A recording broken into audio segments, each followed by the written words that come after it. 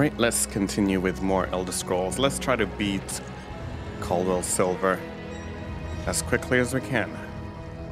The river runs with poison here. You'll want to stay back while we work our way inside. Vigorot sent me to help break into the mine. Sk. The Reach vermin hide behind their magical shield. We must bring it down for the Pact and glory. How do we disrupt the shield? Outside town, dark shamans imbue bodies with corrupt magicka. Take this talisman. Use it to remove the corruption and return the bodies to rest. Then we will turn the Reach's evil against them. Okay, we'll see it done. Too few have the strength to oppose the Reach shamans. Hurry, before they do more evil here. What are you doing with those effigies? The other mages and I have been trying to force our way inside. We've been preparing the effigies for a spell of our own. Usk. Their shamans are powerful. Now with your arrival, we can strike. How will gathering their magicka help us? Mysticism responds strongly to sympathetic acts. Their spell here wards the cave. Symbolically, it's the same energy hurled from the dead. We will set one against the other. Hiss. And why are the Reachmen digging up the corpses anyway? They are mystics. The art of mysticism allows a mage to manipulate the flow of magicka. These dark shaman, they pull the corpses from the ground. They drain the remaining magicka from the body. So they don't care about the actual bodies then? That's right. To these bone shapers, the body is just the rind of the fruit. They squeeze it with rituals, drain the last of the river water from the dead. Okay. So we need to destroy the corpses.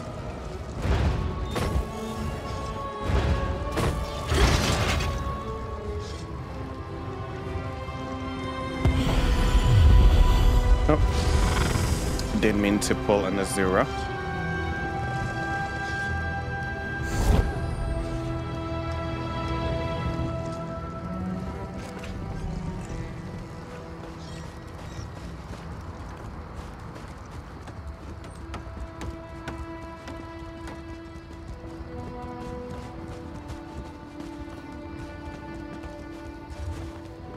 We actually went outside the perimeter, so let's go back in there.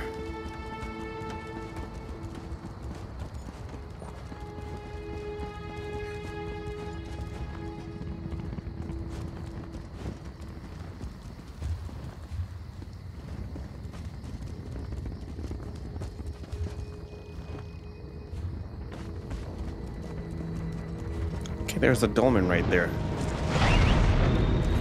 Oh, we missed the event.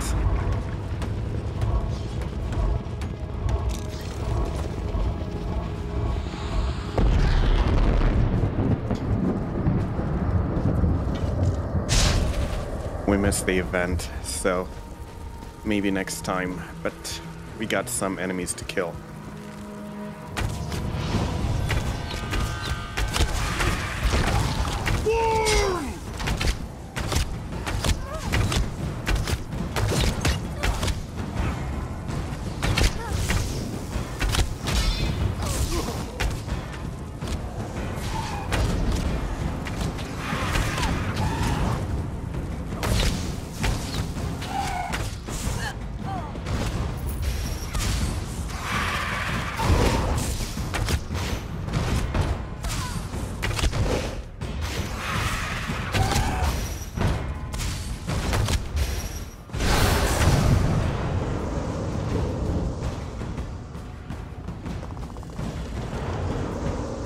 Two out of 9. 3 out of 9.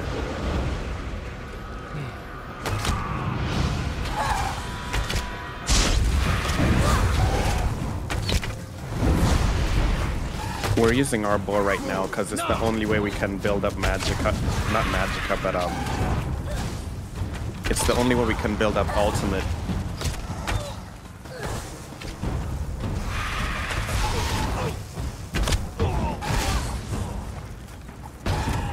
I'm gonna go for the headshots.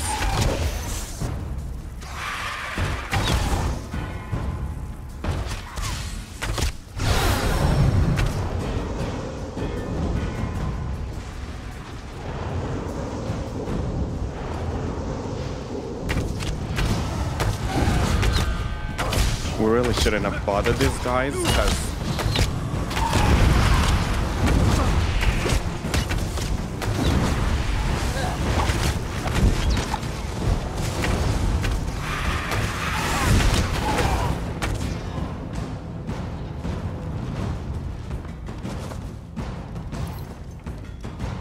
Oh, there's a couple more over there.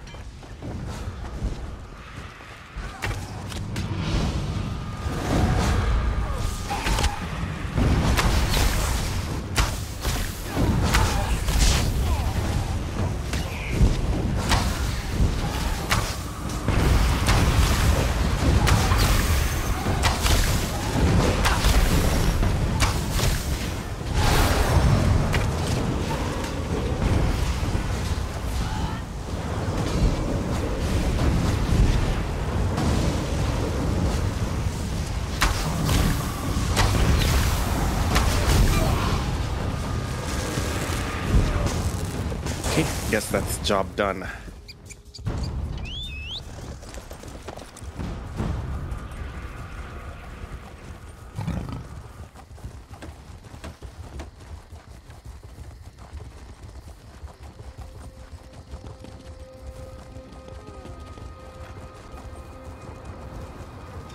Just move along.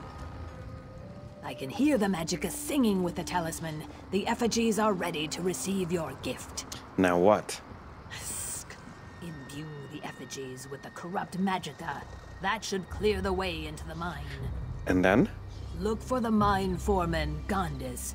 He should know where the Reachmen are hiding, and if any workers survive. But first, you must open the way into the mine. Channel the Magicka into the effigies. That should lower the shield that blocks the mine entrance. Okay, let's do that. We have first one here.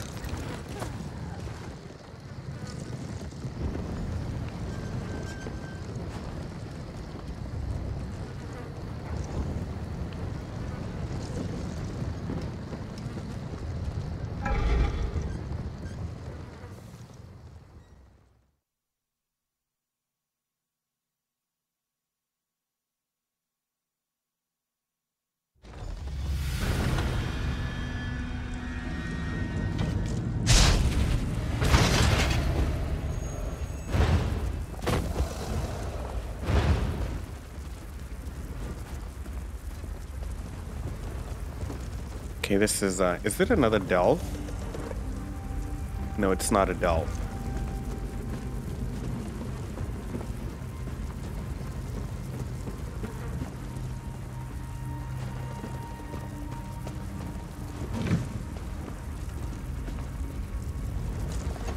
Quiet.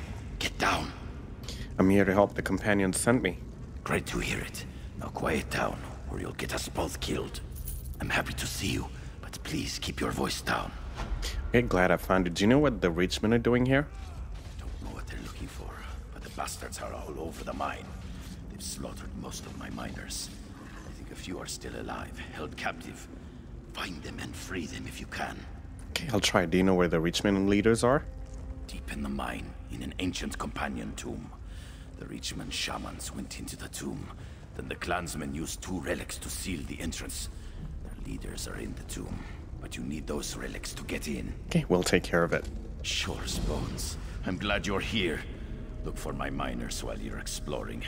They don't deserve this. Do you have anything that might help me? Well, I hate to give this up, but I guess you need it more than me. This key opens the door to a hidden tunnel. It might help you get behind those guys. Okay, we'll do what we can for your miners.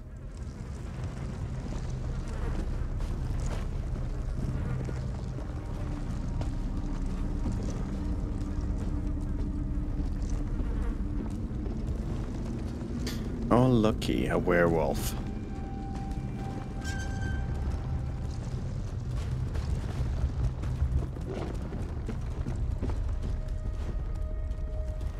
Please, help me.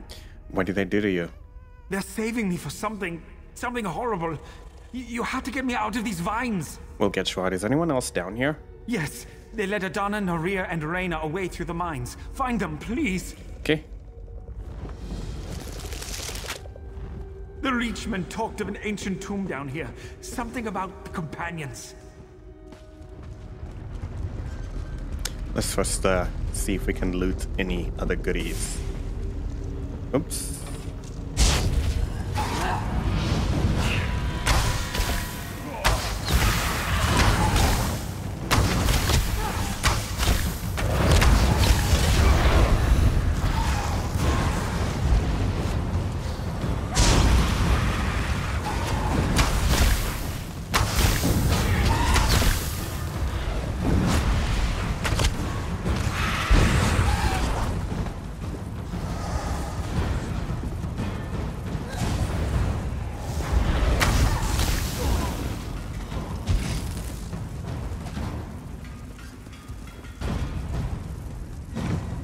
Guess there's nothing much here. There's a couple of lurchers here.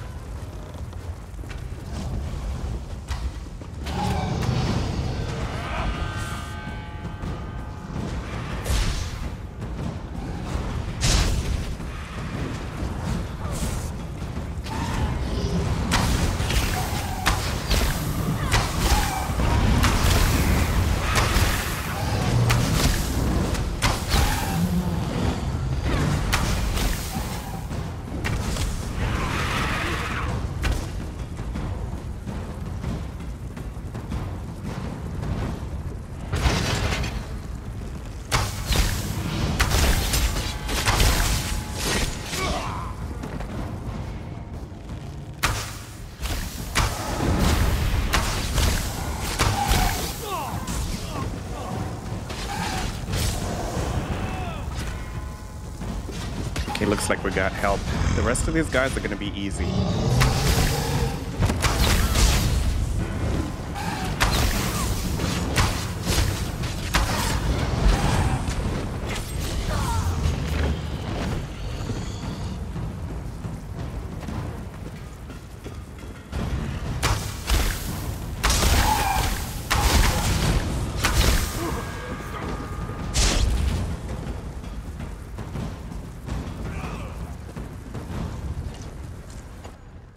From these cursed vines. Get out of here. I heard the shamans talk of sin, some ancient creature, evil eyes.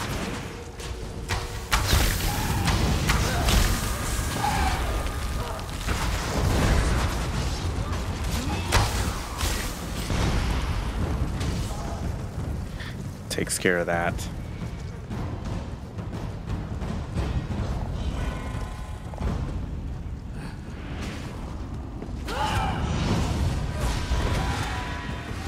First, there's a prisoner in here that we need to get.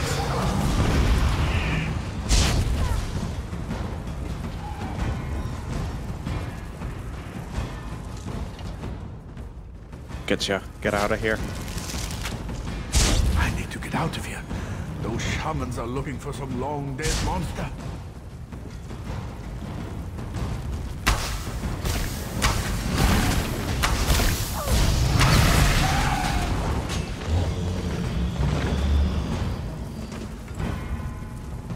Gotta head up here and find the last one.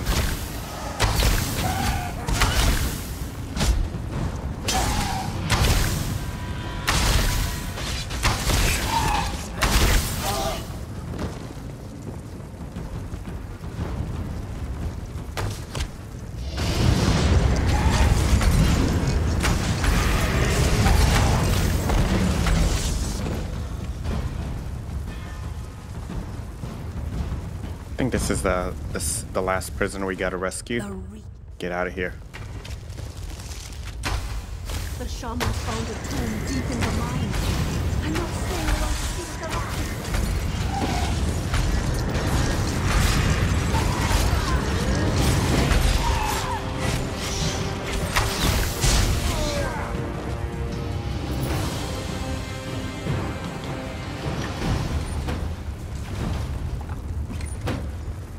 Okay, now we need to find the second relic.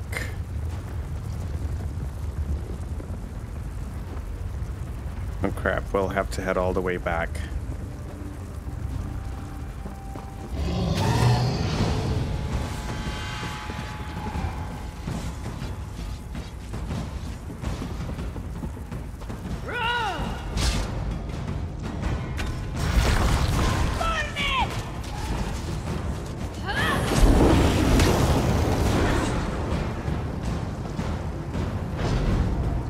Okay, we need to be heading down this way, it seems.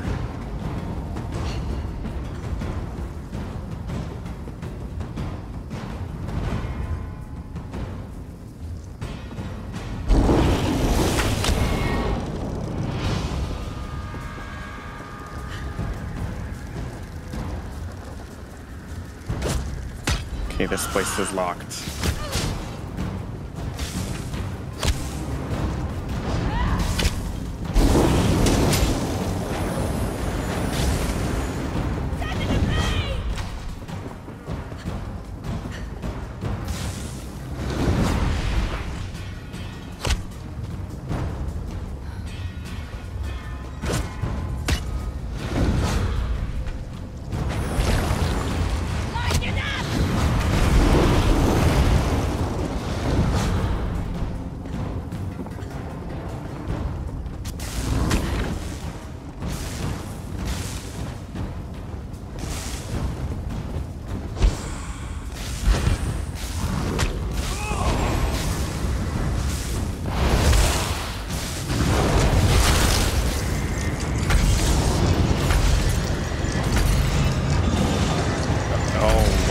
Healing it. Great.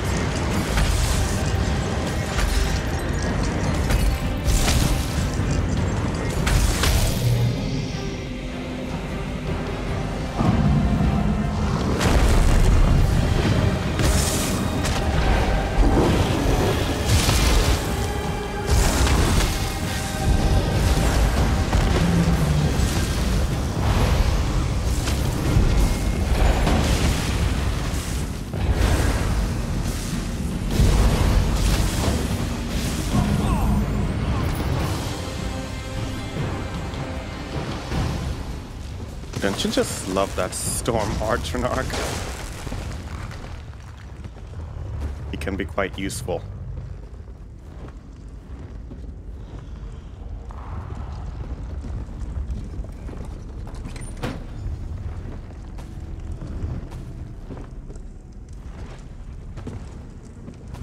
Okay, so now that we've got this, I think we need to head back right over there. First we have to rescue... No, first let's take care of this, then we'll talk to him.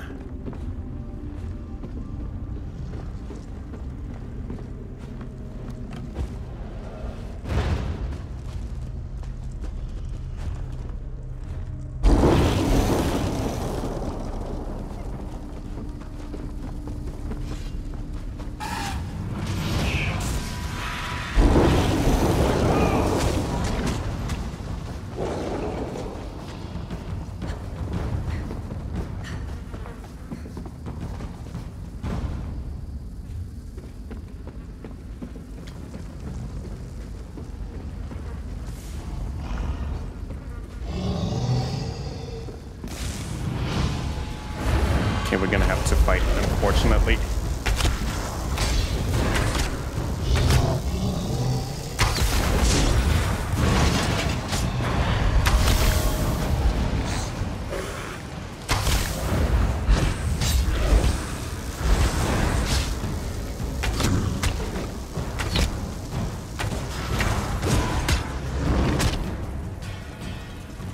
Okay, we need to take out one at a time.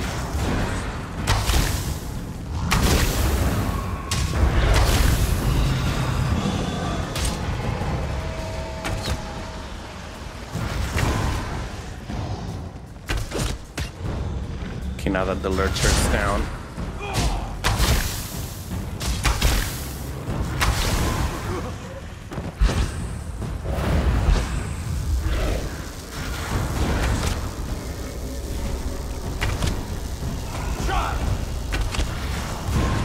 Ah, he does Daedric summoning as well.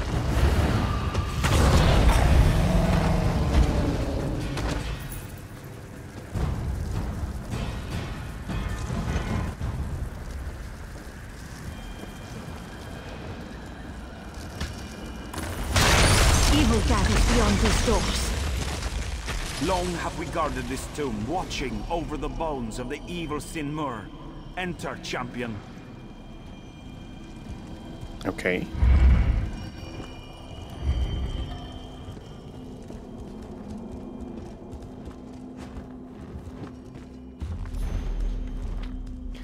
Myths and Legends of the Hist by Sirentil. Those willing to risk rust chance, grin spore, and a host of other debilitating diseases may venture into parts of Black Marsh unmapped by the higher races.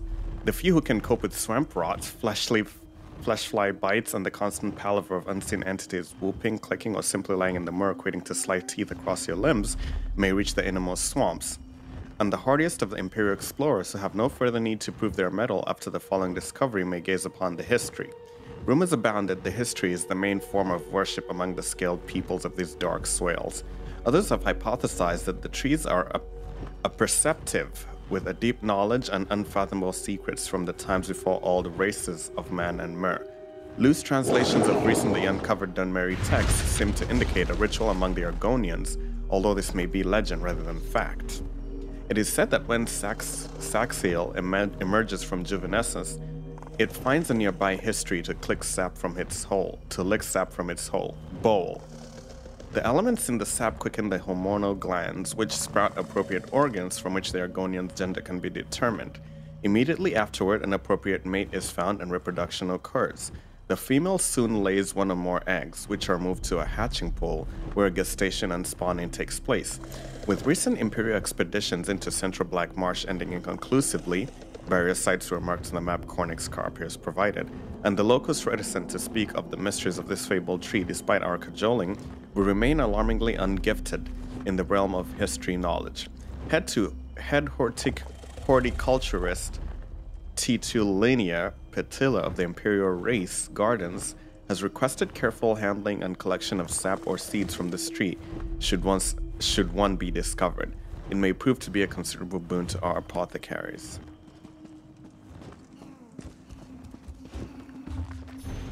The Five Tenants. These are the tenets of the Dark Brotherhood. We read this one. What is it doing in here? And why does it say Lorebrook discovered? Confessions of a Bold Alchemist. I confess it. I'm an alchemist. I love to mix things together to see what happens. The mystery and magic of the alchemical process fascinates me. On the one hand, it is acutely precise, with weights and measures that must be painstakingly adhered to. On the other hand, it is wildly impromptu, with plenty of room for spontaneity and impulsiveness. Indeed, some of the biggest alchemical breakthroughs must be attributed to aggressive leaps of faith and logic. And I confess, I love adventure. I like to explore caves and dark swamps in search of alchemical reagents, and I enjoy experimenting with mixtures and concoctions until something explodes. In fact, the more risky or unexpected the undertaking, the more I enjoy the experience. I find such exploits exhilarating. Does this juxtaposition make me special, brave, just plain strange? I am certainly not a frail scholarly professor hidden away in my secret laboratory and toiling away at my experiments. But you be the judge. Let me tell you about one of my recent adventures. It happened exactly as I shall describe, more or less. I was deep in the wilds of Eastmarch looking for Old Sword's cave when a customer entered my alchemy shop. Blast it, an actual customer. And look what I did. I'll have to finish this later.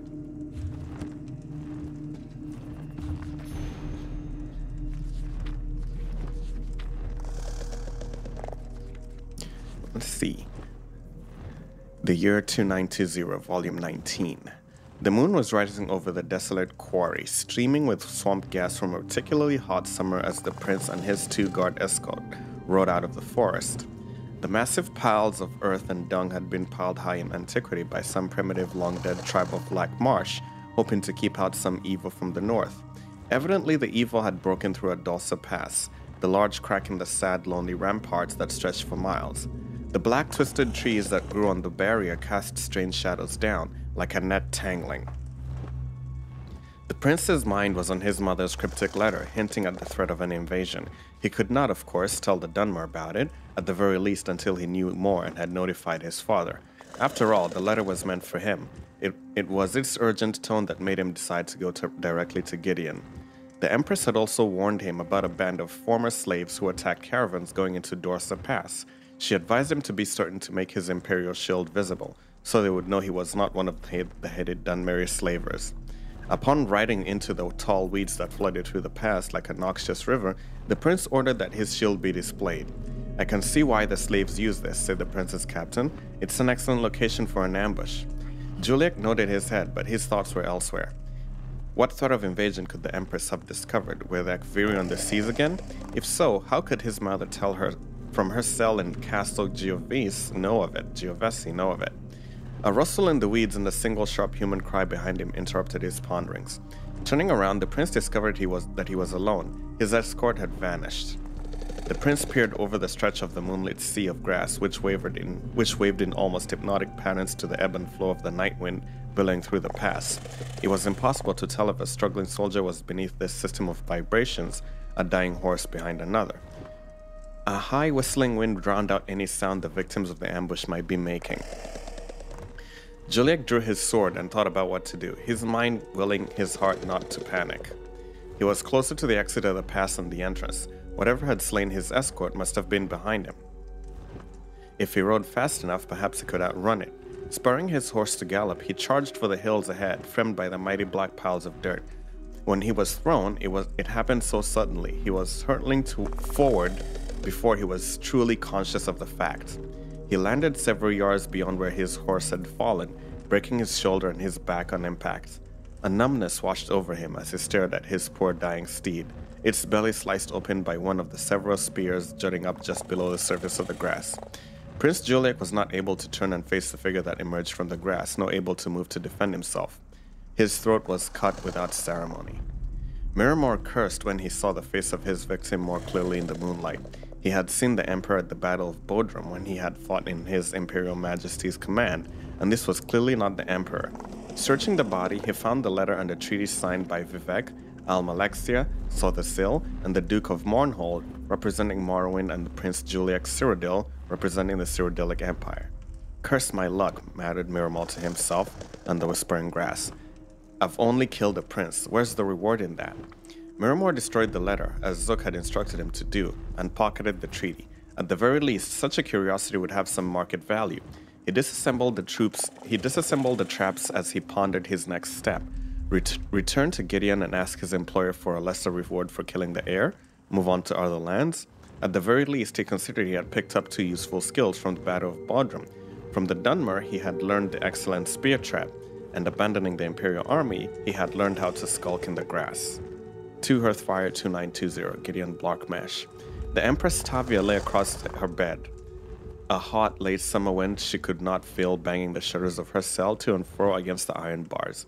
Her throat felt like it was on fire, but she still sobbed uncontrollably, wringing her last tapestry in her hands. Her wailing echoed throughout the halls of the Castle Giovese, stopping maids in their washing and guards in their conversation. One of her women came up the narrow stairs to see her mistress, but her chief guard Zook stood at the doorway and shook his head. She's just heard that her son is dead, he said quietly. Okay, wow.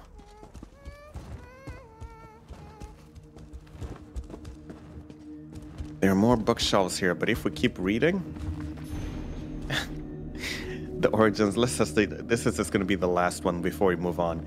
The origins of conjuration. Imperial mages have arguably advanced the study of conjuration magic far more than most, but it first fell to elven wizards to crack open the door to oblivion without its screaming horrors spilling uncontrollably into Mundus.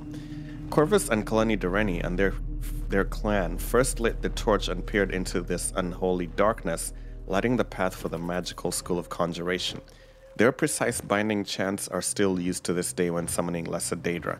Non-belligerent Artonorks offered something of a boon to Clan Durrani, acting as protectors and occasionally servants or familiars.